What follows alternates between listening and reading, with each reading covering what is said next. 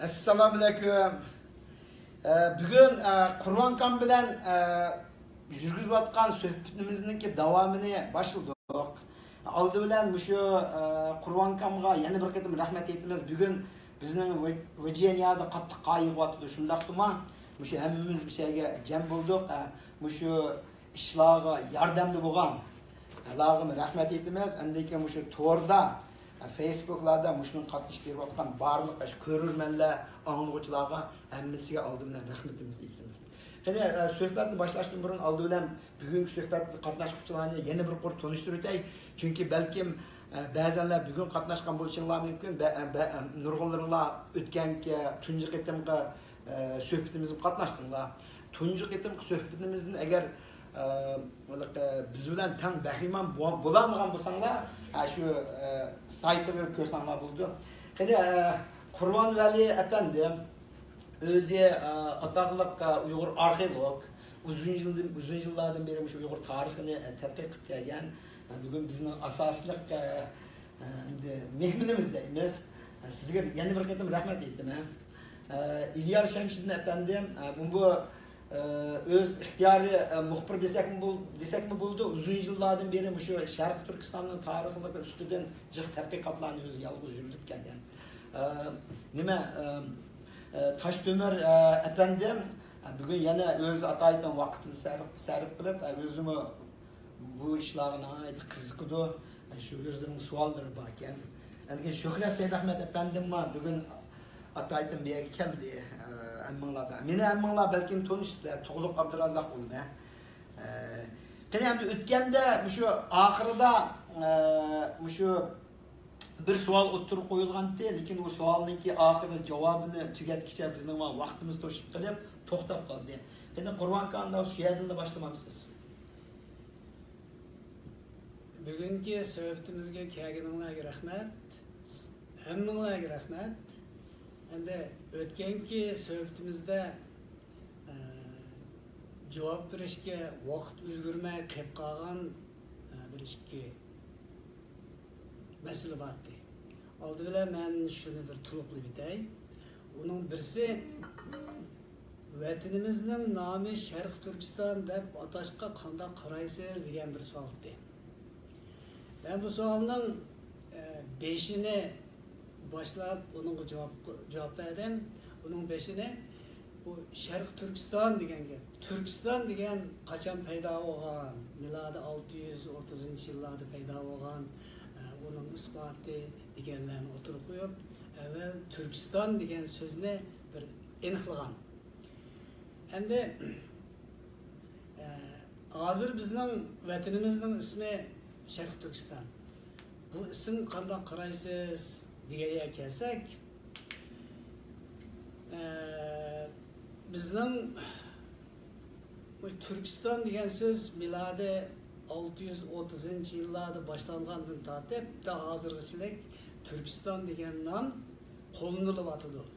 Uyg'urlar buni izchil qo'llanyotdi. Endi bu yerda bu bizning vatanimizning ismi Sharq Turkiston bo'lishining mundaq bir kichik jarayoni bor. Charusiya 1700-yillarda bu Turkistonning g'arb tarafiga hujum qilishga boshladi, tajovuz qildi. U tajovuz qilib bir mezgil o'tgandan keyin u tajovuzini tamomlab bo'lmay ahir Sovet İttifakı kurulup 1917 yıldan keyin bu Komünist Sovet İttifakı Türkistan'ın g'arb tarafini 5 respublikaga bölüp etdi. O'zbek bilan Qozoq bir millat emas, O'zbek bilan Uyg'ur bir millat emas, ani ulama bir millat emas.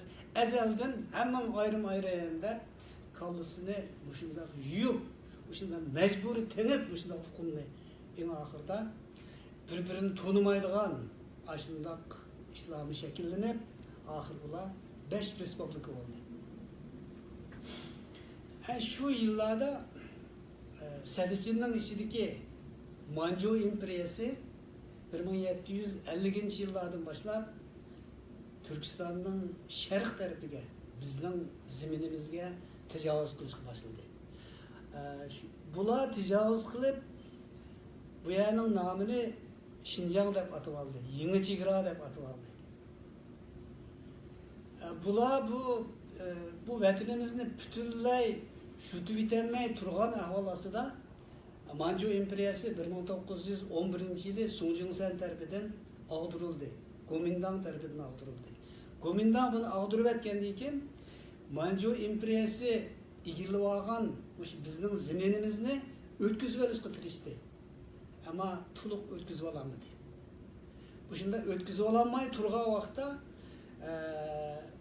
Uyg'urlarning bunga bo'lgan qarshiligi kuchayib, qurolli urushlar chiqib, Kuomintang uzil-kesil mag'lub bo'lish oldiga kelgan, oldida turganda Sovet ittifoqi yana maydonga chiqib, o'zi yordamlashib qurgan Jumhuriyat Jumhuriyatini 1949 yil qurgan Jumhuriyatini bu bizning vatanimizga boshlab kirib, bizning vatanimizni ishg'ol qildi. Endi bu jarayon shundoq. Endi Uyg'urlar bu o'zining vatani Sharq Turkistondan voz kechgani yo'q. Azaldan tejovuzchilarga qarshi kurash qilyotdi. Hozirmi shundoq. Endi bu kurash davomlashyapti. İşinimizki Uyg'ur xalqi tejovuzchilarni chuqur Sharq Turkistondan qo'g'lab chiqardi. İnşallah. Bu chuqur qo'g'lab chiqardi. Buningda hech qanday sho'rbilinadigan ish yo'q. Tarixdan qo'g'lab chiqargan, nurg'un qatim kelganlarning hammani yo'qotgan, qo'g'lab chiqargan, bu yerda ular tura oladigan zamin emas. Endi bu yerda bizning vatanimizning nomi masalasi. Biz tejovuzchilarni qo'g'lab chiqarib, vatanimizni qaytarib olgandan keyin bu yerda endi bu vatanning nomini yanala Sharq Turkiston deb ataymizmi? Qanday bo'ladi degan masala. Endi hozir qarab baqadigan bo'lsak, bu Turkistonning g'arbi yo'q. G'arbi 5 respublika bo'lib ketdi, hozir mustaqil davlat bo'lib ketdi. Ular o mustaqillikni tashlab etib, qaytadan Turkiston degan ism ostiga kelmaydi. Endi biz shu Turkistonning sharqi, biz yana davomli turda bu Sharq Turkiston qurgan, 33-yili bir Sharq Turkiston qurdik, 44-yili birini qurdik, buni unutqanmidik. Endi hozir buni qaytadan asliga keltirib, buni davomlashtiramiz desak, bunun g'arbi nerede? Bu bir mesele bo'lib qoldi. Shunlashqa men o'ylayman, xuddi bizning boshqa qarindoshlarimiz, Turkiy tilli qarindoshlarimiz o'zining mustaqil davlatlarini Qozog'iston, O'zbekiston, Qirg'iziston, Turkmaniston deb atagan o'xshash, Uyg'urlar tejovuzchilarni qo'g'lab chiqargandan keyin bu Sharq Turkiston degan nomni ehtimal Uyg'uriston deb atashi mumkin. Yoki xuddi Mahmud Qashqari aytgandek Uyg'ur eli deb atashi mumkin. Yoki Uyg'uriya deb atashi mumkin. Bu endi tejovuzchilarni qo'g'lab chiqargandan keyingi ish. Buni endi hozir birmi deyil olmaydi. Mening ko'z qarashimcha shu vaqtda endi Uyg'urlar ehtimal İslam degan bu qadimgi Uyg'urcha gap, İslam degan shu davlat ajdodlarning so'nggi ko'milgan joy degan gap, İslam degan. Mushuni qo'llanishi mumkin. Endi bu endi mening qisqartib beradigan javobim shu. Endi bu yana qolib qolgan yana ikkinchi bir savol bor. Bu ikkinchi savol Türk degan sözünün ma'nosi nima degan savolda, buningga endi mening beradigan javobimmi qisqartib, qisqa ixcham qilib, bundaq javob berishni xohlayman.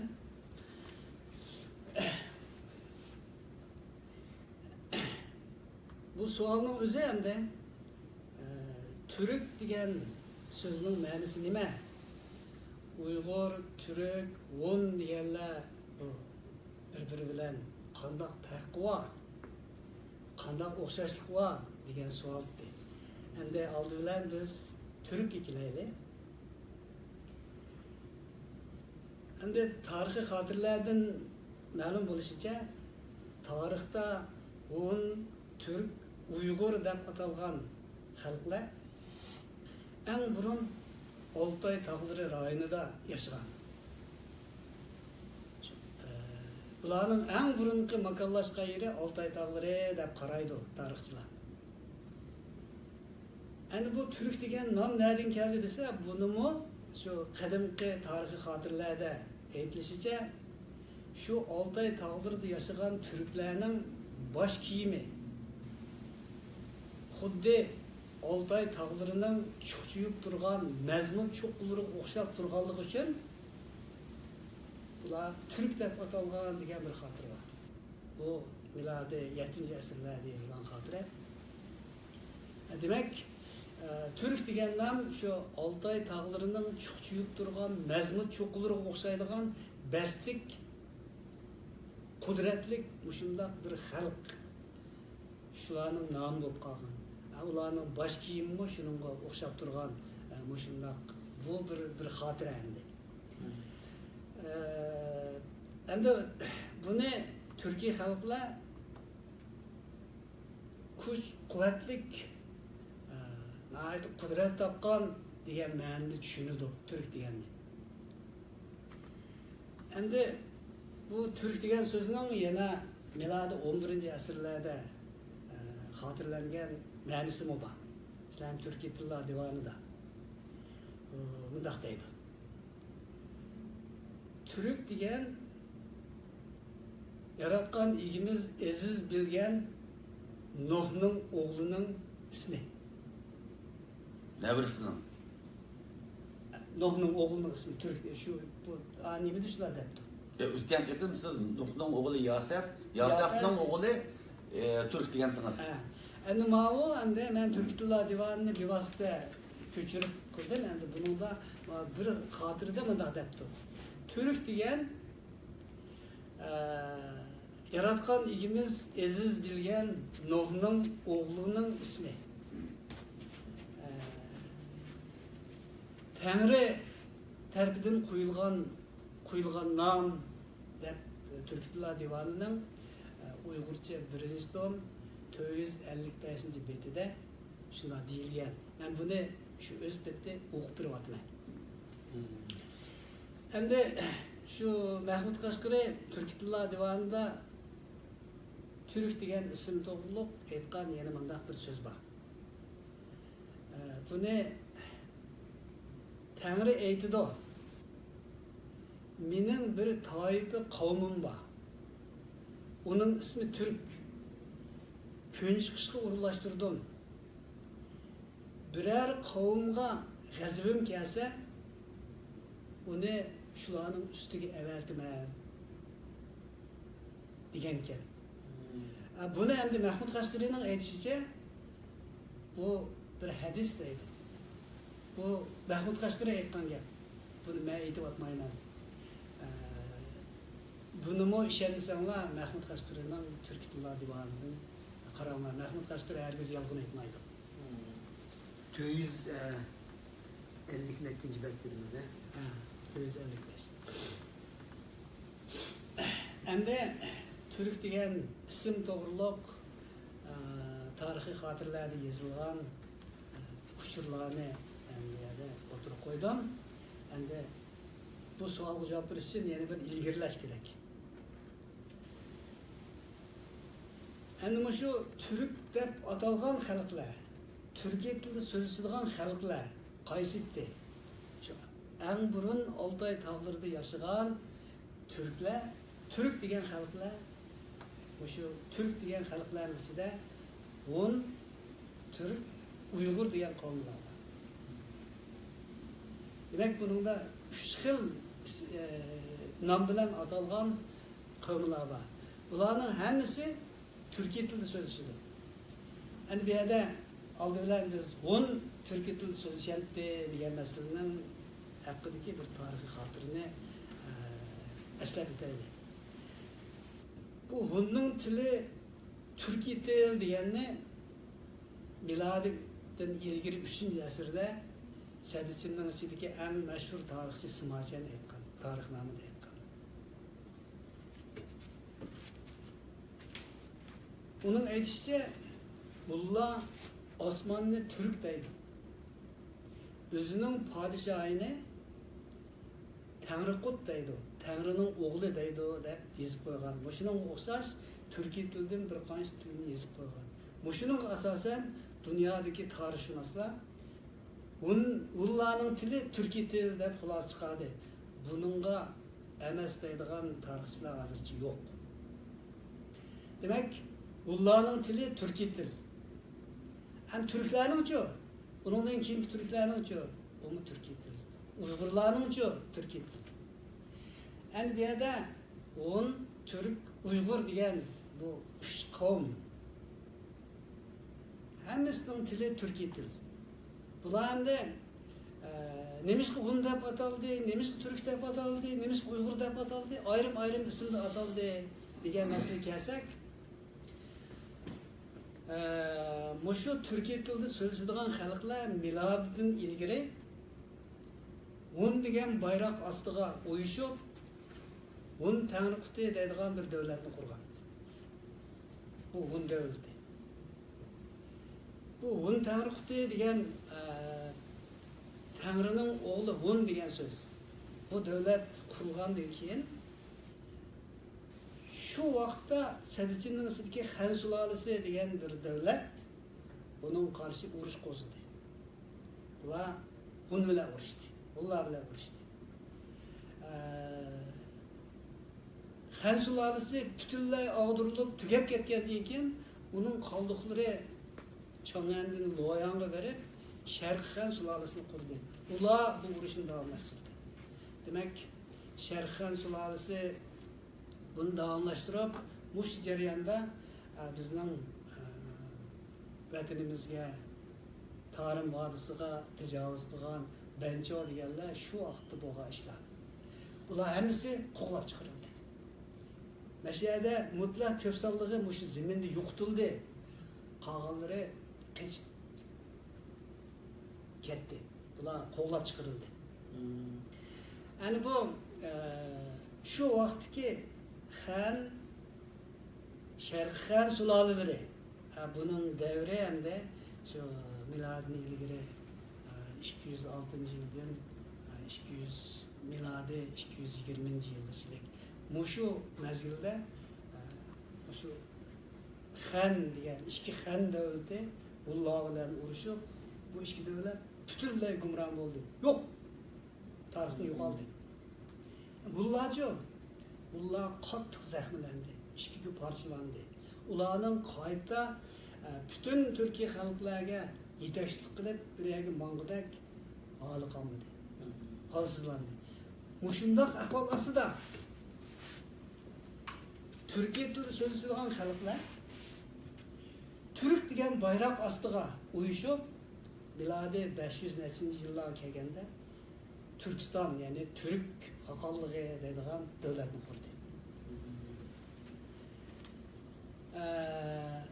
Bular bu Türk xalqligi degan davlat qurilgan vaqtda shu Xan sulolalarining avlodlari Sadichinning ichida Suy sulolasi degan bir davlatni qurdi. Suy sulolasi aran 38 yil davom qildi.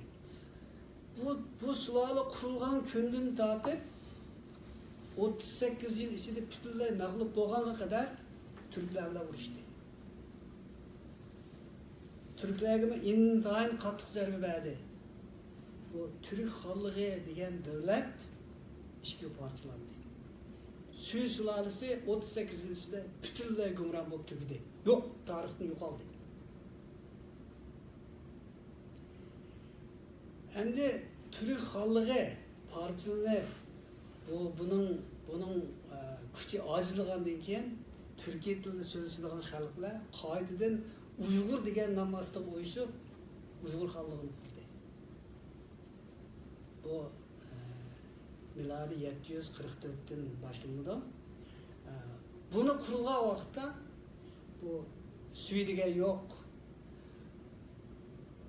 Suy tugagandan keyin, suy sulolasi tugagandan keyin shu vaqtda shu Sadichinning ichida yana Ullahning avlodi bo'lgan qavmlar bu Tang sulolasini qurdi. Tang sulolasini qurganlar hammasi Türk Uyg'ur tilida so'zlaydiganlar. Sap Türk tilida so'zlaydi. Li Shimen, Tang Taizong. Tang Taizong'u sap Türk tilida so'zlaydigan. Ama onun terbiyecisi Suy sulasından kalgan en ilgar ustazlar. Bu onunla bunu yama yolu başlayıp gidiyor.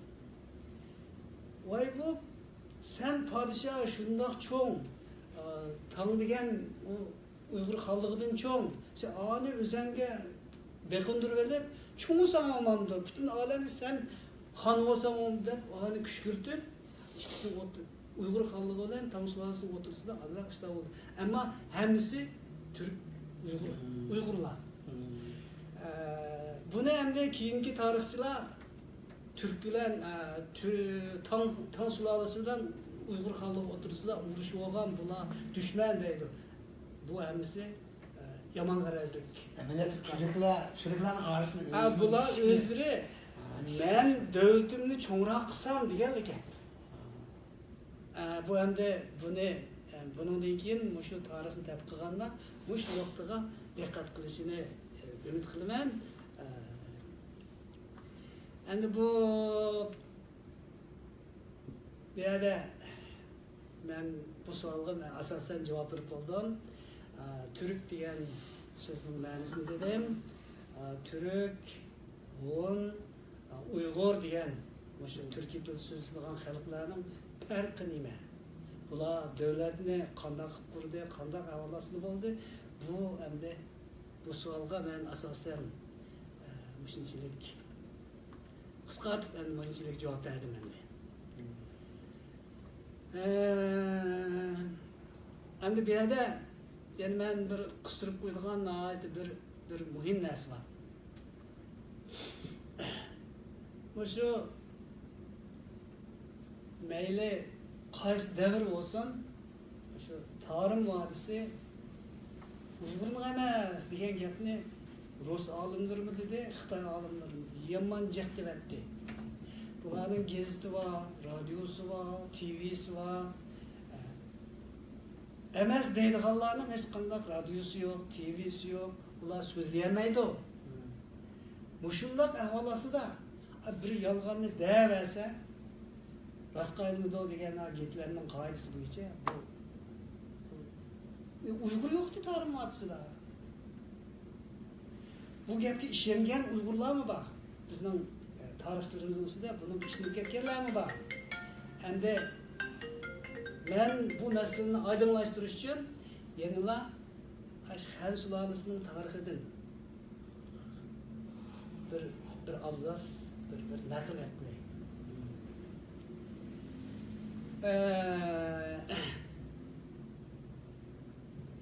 Smachen şu Xannamede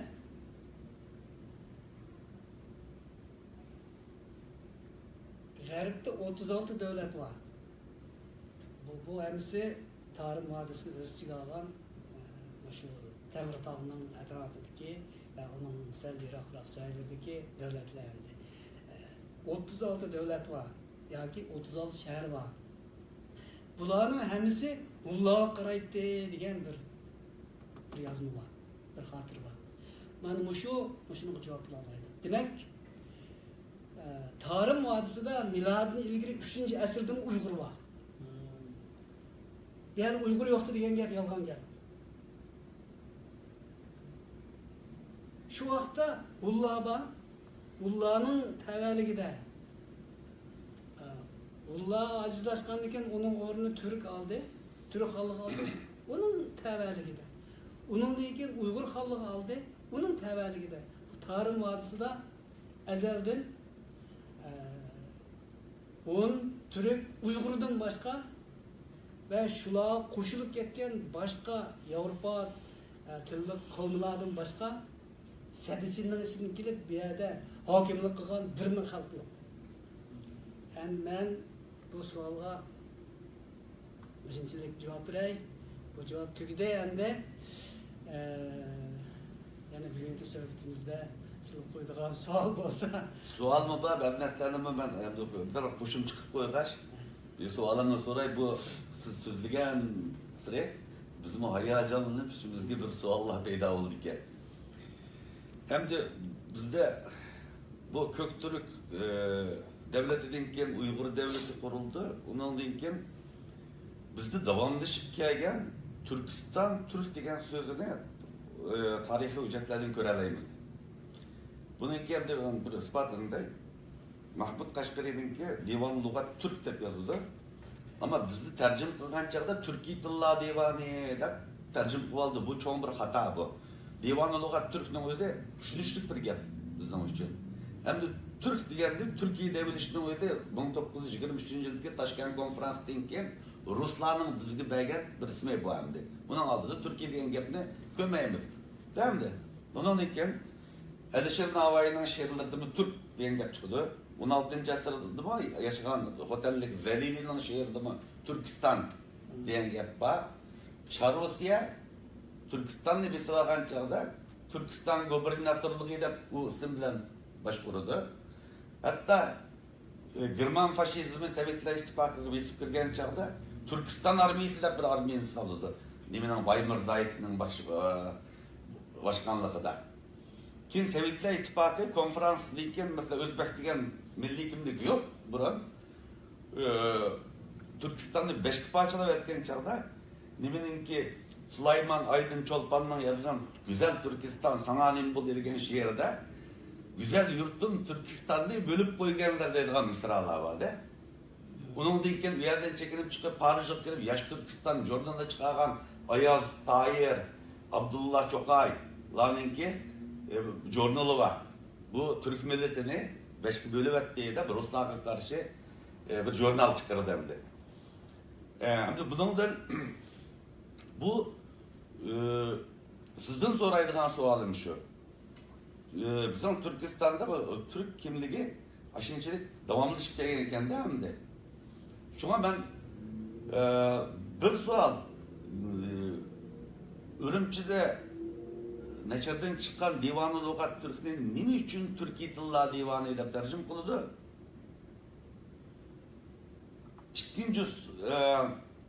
İkinci sual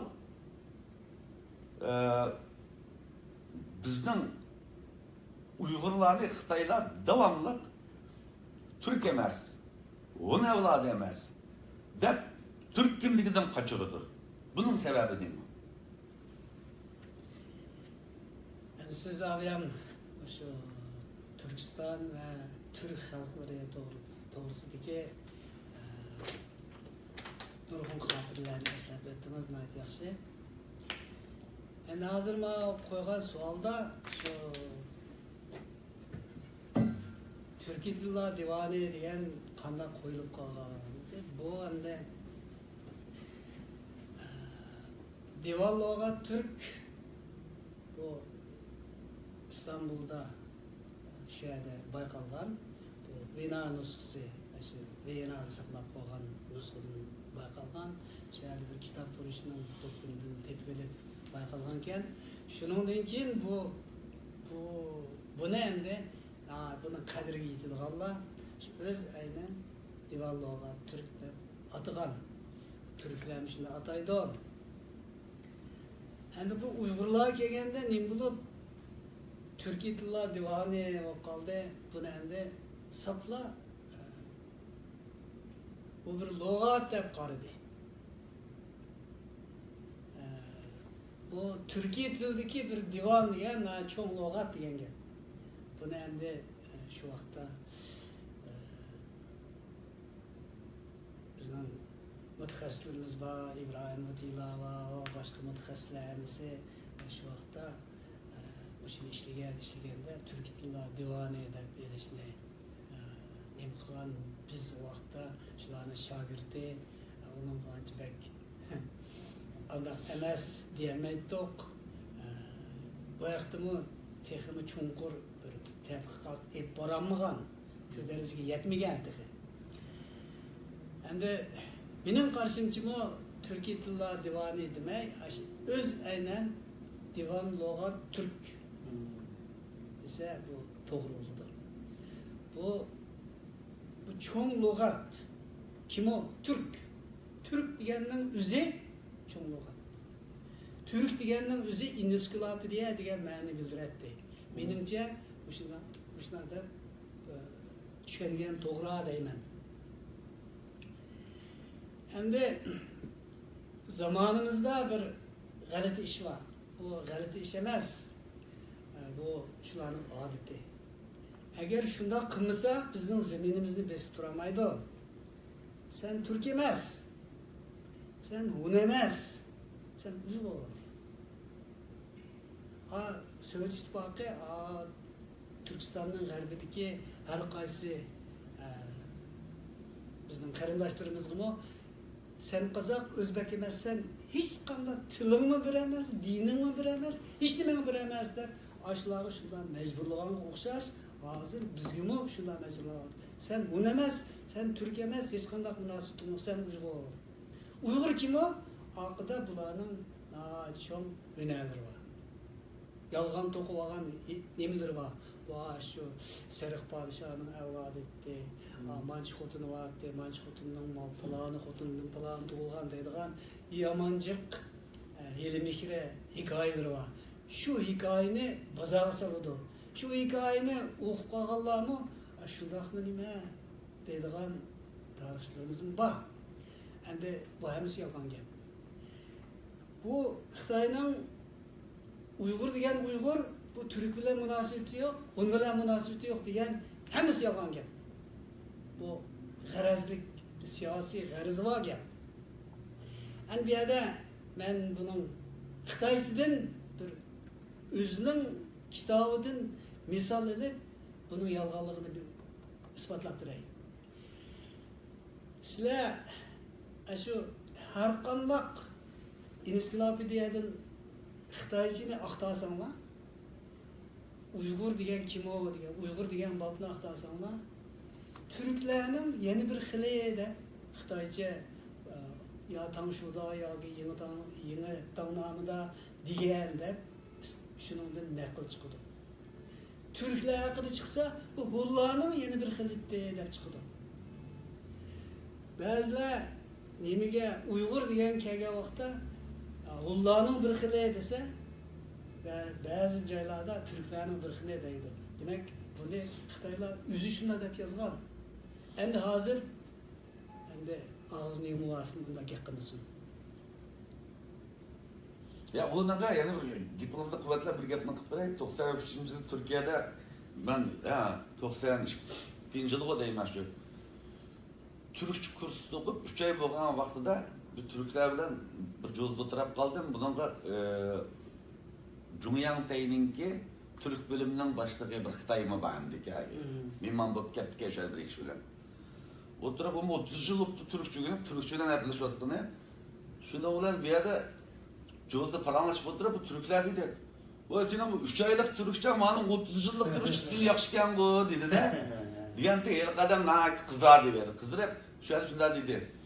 "Sizlar bilmaysizlar bu degan Uyg'ur, Uyg'urlar degan Türk, sizlar bilan tili o'xshash" dedi. Ben dedim, sana o'xshash gap qilgan Uyg'urlar burun ya o'lim jazosi berildi, ya turmalarda yotgan deb qo'ydim o'sha. Ya men mening bir ishim kelib qoldi, men 30 yildan burun Shanxayda bo'ldim-ku. Shanxayda vaqtida bir chet ellik o'quvchilar ancha-muncha aralashib qo'yapti. Ya bir ikki Türk o'quvchi bor-da. Shular nima qilamda, gap qilsam men tushungandek o'zimda shuni o'na şey berib qulog'idan birdamda shu men sen deyishib gaplarni sen yavaş sözler ekan qo'y, yavaş so'zlarni bular tushunib ketdi, mana shu vaqt hayron qolgandim. Ular mana shu, ular biladi ekan-ku, vaysizlar degan Uyg'ur Turkiya deb manda Uyg'ur Turk deb bular. Men vaqtlarda u chalib pichoq azroq biladi, men unda qilib hozir qilib biladim. Mana nayt nima bo'ldi. Endi bir yerda bir savolni o'tirib qo'yay deb qildim. Men buningda bizning o'sha to'rlarda nurg'un odamlar ko'ryapti-ku, shularning birisi mushtaq bir o'tganda siz ay yulduzlik bayroq ustida bir azroq tushuncha berganingizcha shuningni bir qanchalari bak qiziqib ketib bordi. Ayrim tekstlar keldi, e-maillar keldi. O'sha ay yulduzlik o'sha bayrog'imiz ustida bir tafsillar keldi. Bak tafsili bo'lib ketishga vaqtimiz yo'q-ku. Tafsillar bir tushuncha bergan bo'lsa deb shuni talabni o'tirib qo'ydim. Men ham shu talabni o'z bitta sizga yetkazyapman. Men shuni ham azroq bir tushuncha berib talabsiz.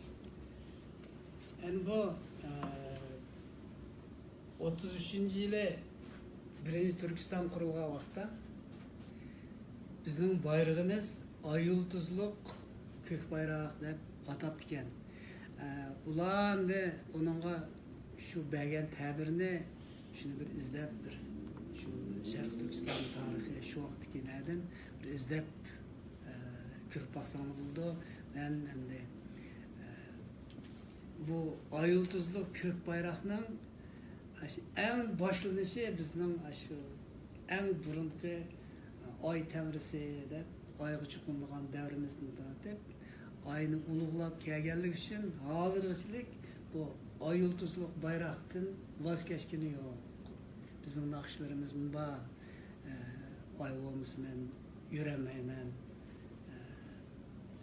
Aydan ayrılanmayman deydigan. Bu hammasi bizning uzundan buyon davom etib ketgan urf odatimiz, an'anamiz. Endi mana bu Sharq Turkiston Jumhuriyati bu ay yulduzli ko'k bayroqni o'zining bayrog'i qilish to'g'riliq bergan ta'birlar shu vaqt kitoblarda bor. Ammo hozir hammasi to'liq esimda yo'q. Endi bu ta'birni shu Sharq Turkiston Jumhuriyati bergan. Shular bekitgan. Ham shunchaliklar deb bilaman. Ortiq mening bilg'anim tayinliq. Daha benim yana bir savolim bor. Shu Xitoy hukumatininki Xinjiang azaldan Jungoning ayrilmas bir qismi degan sapsatasiga qanday qaraysiz? Bu nayte cho'ng savol. Hem gapning poskallisi. Bu savol hamda xili odamlarni sag'otadigan savol. Men arxeolog. Men arxeologiya bilan shug'ullangandan keyin mush masalaga duch keldim. Men o'qiganda Xinjiang azaldan Jungoning bir qismi deb o'qigan. Uningga emas deydigan hech qanday nimam yo'q edi. Qanchalik bilimim yo'q edi. Men arxeologiya bilan shug'ullangandan keyin mush masalaga duch keldim. Hatta muzey menga mushu azaldan bir qismi deganni isbotlaydigan asar atiqalarni sen bir bayqashqa diqqat qilgan, ahamiyat berganda menga vazifalarni berdi. Ben alohida diqqat qildim. Ben şu 70. yıllardan tatip ta hozirgachilik Xinjiang azaldan Jungoning bir qismi deganning pokiti bormi, madaniyatkorlik bormi shuni isbotlaydigan degan narsani izlandim. Ta hozirgachilik topolmadim. Yo'q. Amma yo'q deyman. Men ko'rmadim. Bu rost. Ama Xitoy bor deydi. U ko'rsatmaydi. U pokitini o'tirib qo'ymaydi. Uning gazeti var, radiosi var, TV'si var. Davridir. Shundaq deydi. Maqsad Uyg'urni berib, shuni e'tirof qil. Sen de bu gapni deb miltiq tutib, majburlab da'votidir. Bu amaliyoti yo'q gap. Buni shundaq oddiylar yo'q desak, bir kim qoyil bo'lmaydi. Men buning pokitlari bilan deb turay. Xinjiang azaldan Jungoning bir qismi degan bu Cumhuriyet Cumhuriyeti'nin hergiz ağızdan düşemeydiğen bir gepi emdi. Bularning bunun da hem de aldı bilen Şinjan. Andın kalsa ezelden. Bu ezel degen kaçan? Jungo'nun degeni Jungo. Jungo kaçan? Biz ma gapini bir aniqlashimiz kerak. Endi birincisi Şinjan. Şinjan degani Xitoy Xalq Cumhuriyetining yozuvchilari Meşhur bağ, muşu bitikti bağ, meşhur bir çoğun mengutaş var, muşunun bağ deydi. O mengutaş nerede? Mongol kirenin Sum diye yerde bir çoğun mengutaş var. O mengutaş ne? Bularning aytishicha şu Manchu imperiyasının xoni Challonxon davrida o'z qo'li bilan shu tekis yezib tiklagan bir mengutaş ekan. Endi Cumhuriyet Cumhuriyetining yozuvchilari, tarixchilari shuningda Şinjan bağ deydi. 4 xil tekis var shuningda Şinjan bağ deydi. Şinjan degan shuningdan tortib bu bizning ziminimiz bo'lgan, bu yangi chegara bo'lgan deb aşağıda vatanperverlik terbiye beradigan bir kurs mu var? Şunda bir yer var. Endi men buni tadqiq qildim. Bu Sumdagi bu bitikning ismi Xitoycha Gading deydi. Bu Gadantog obidasi deb ataladi. Bu nemisi Gadantog deydi desa, Mo'ng'ullar mush tog'ni Gadantog deydi ekan. Bu qanday tog' desa, Il daryosining yenidagi tik qiyoqlikning gadiniga, gajgisiga joylashgan bir nihoyatda jo'grafiyalik o'rni nihoyat xatarlik, bir kim asan chiqolmaydigan ashundoq yer ekan. Bu yerni Uyg'urlar o'ziga nima qilyapti ekan? Harbiy baza qilyapti ekan. Bu Uyg'urlar bilan Manjurlar to'qnashib qolgan vaqtda Manjurlar adabiyati şu Gadantog'ni. Gadan degan Mo'ng'ulcha ham Uyg'urcha o'xshash gap. Shu Gadantog kelibdi. Bu tog' kelib bular shu nimani Davochi degan shu Uyg'urlarning harbiy qo'mondonini yerdan surib to'qay qilib qo'g'labdi. Bu nimaga Uchturpon ketdi. Uchturpondan bir Uyg'ur tutib akab turdi.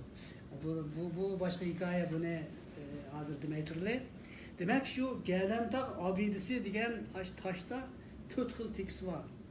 Xitoycha, Manjucha, Mo'ng'ulcha, Tibetchimi shundoq. Buning Uyg'urcha yo'q. Endi men uning Xitoychisini xatma-xat tekshirdim. Ben hem de bir közen kömeye kalamikinde mi teşhirdim. Bunun da Şinjan degen gap yok. Onun Manjurcisi başka tıllardakini tıllarda deki tekstlerini tadqiq qilgan maqolalarni o'qidim. Uningda mı Şinjan degen gap yok. Uni nima desa Manju baturlari mushu tik qiyodan chiqib Gadantog'dagi şu dava ağacını qo'g'liga, mesela ağa deganlar gapgan. Demak, bu Manjur bilan Uyg'urlar o'rtasidagi jang.